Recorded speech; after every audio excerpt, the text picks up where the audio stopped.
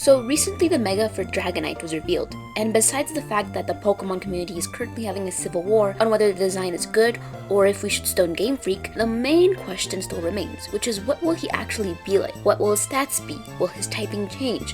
What will the new ability be? And what about this move pool? Will he be a tank or a sweeper, physical attacker or special attacker?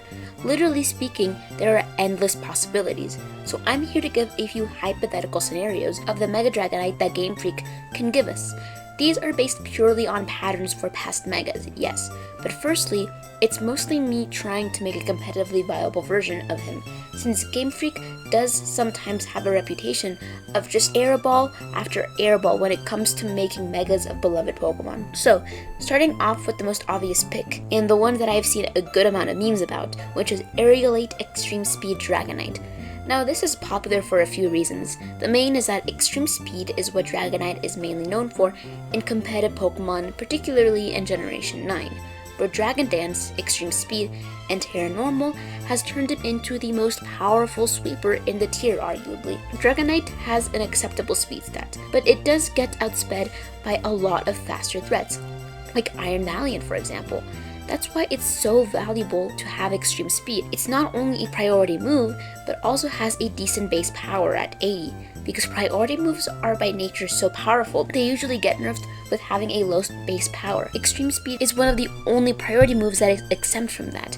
While 80 isn't huge, keep in mind it has a higher base power than even the elemental punches, which Dragonite has been known to run in the past. And with Terra Normal, it gives it a stat boost. Essentially, it becomes an OU version of Extreme Speed Arceus, a set that has been popular since the introduction of him in Generation 5. Because it's a rare move, and most Pokemon who get it usually have low stats and can't wield it as well as Dragonite, like Linoone for example. This made him immediately stand out, with one of the few downsides being that in order to get that stat boost, you would need the Terra. And Terra Normal is not a great offensive typing. It's not very effective on 2 types, it's super effective on 0, and Ghost is immune to it. That's why this version of Dragonite would be so great. Aerilate, however, turns normal type moves into stab flying moves. Plus, it gets a 20% boost in power. Flying is also just a much better offensive typing, being super effective against grass, bug, and fighting.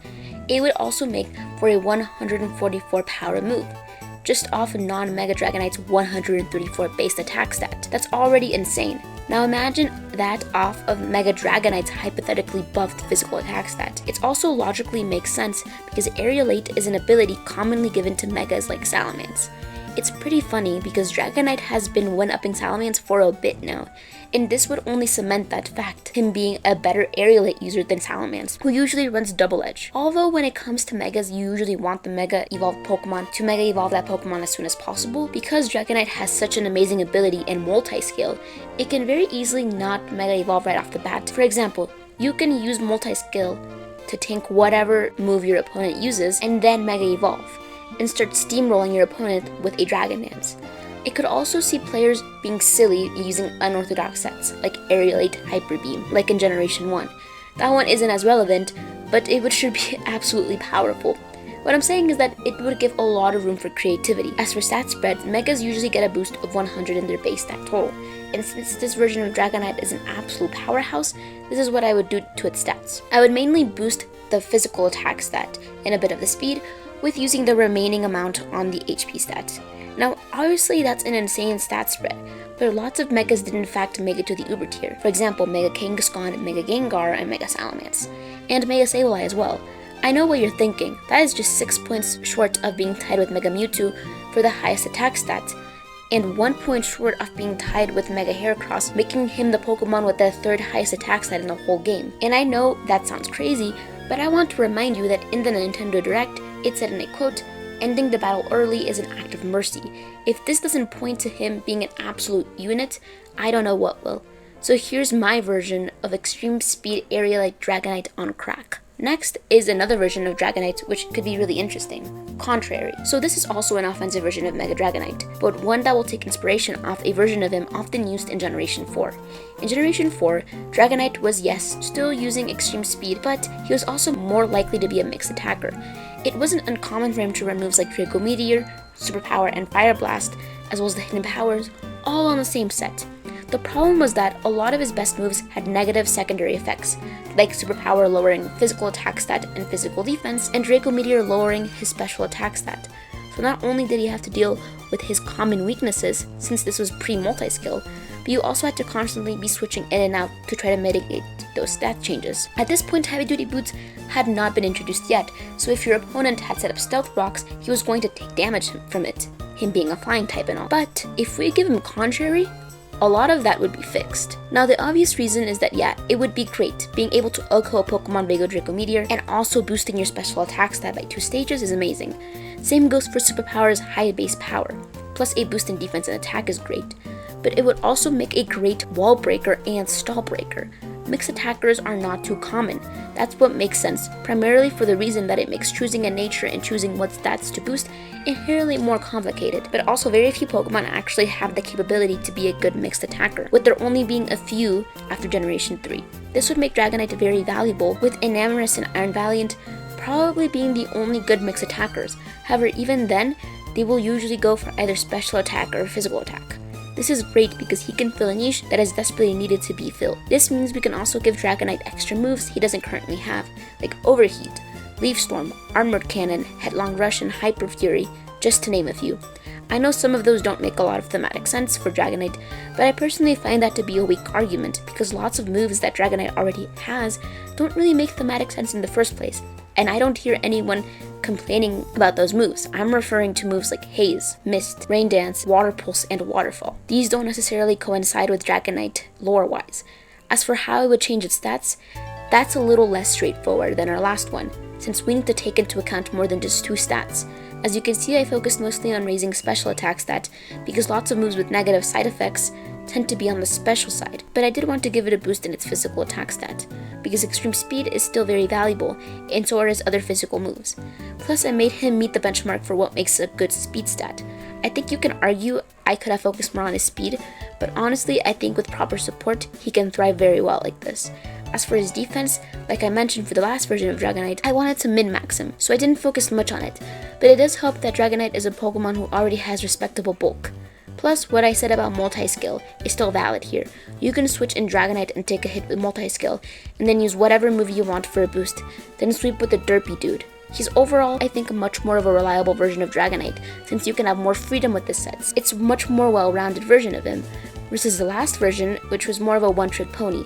Although I can admit, he does do that one trick pretty well, so it's not necessarily a con. But the fact that this version can make multiple moves its strong suit is a great pro. The next version, I think, is definitely probably the most tame one, but it's also the one that can do a lot of damage, which is Dragonite plus Stakeout. This isn't based on a dex entry or anything in particular, I just think that this is too good of an opportunity to not try it out. This change is based mostly on his ability. It's introduced in Generation 7, Stakeout, if you forgot, which I don't blame you, is an ability that is exclusive to the Gumshoe line, who is only notable for random battles. Stakeout means that your attack stat is effectively doubled when a Pokemon switches in, essentially a situational huge power / pure power. In my opinion, the reason this would be particularly great on Dragonite is because he has great coverage, particularly his physical attack stats, having access to Earthquake, Fire Punch, Thunder Punch, or Ice Spin, and more. That basically means he is extremely menacing to many Pokemon, because these moves have great offensive typings.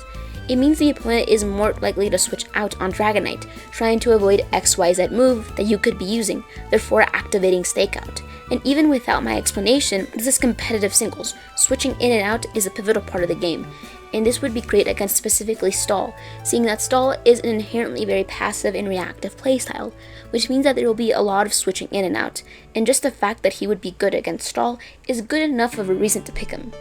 So this version would need to be far more focused on his physical stat, because from my interpretation, Stakeout only applies to his physical attack stat. I honestly had a bit of trouble trying to make this version of Dragonite's stats different from the first version of Dragonite that I made, so I decided to boost its defense a bit more, and obviously invest in its physical attack stat. But I didn't go overboard, since Stakeout will already give him an unbelievable boost in its power. So I decided to focus on the speed, because that's something that the other versions I did were kind of lacking. And the reason is that lots of the time, you would already be spamming extreme speed, which is a priority move, Plus, it has Dragon Dance, but that doesn't mean it wouldn't benefit from the speed boost. Also, like I said, he has great coverage. However, I very much feel it could use others because although any moves off of these attack stats would be devastating, it doesn't hurt him to have better moves. For example, Blaze Kick in order to replace Fire Punch would be great. And one more move I'm surprised it doesn't have is U-Turn. Everyone loves a good pivoting move. Also, Plasma Fist to replace Thunder Punch is great, and I feel like a move like Liquidation would be good simply for coverage reasons. It does have access to Waterfall, but I think Liquidation is considered unanimously better as a physical Water-type move because of the 20% chance of lowering the opponent's defense. These are 3 forms of Dragonite that I feel like would make him a extremely viable Mega. I really do hope that even if it's just for the culture, Mega Dragonite would be great and competitive. I didn't change the typing because I don't think it's going to change. A lot of people want him to be a water type, and I think that would be really great because Dragonair and Dratini are found in bodies of water, but based on his design, he really doesn't seem like he's going to have that. Thank you for watching, and tell me your predictions as well as what you think of my versions. And subscribe if you liked the video.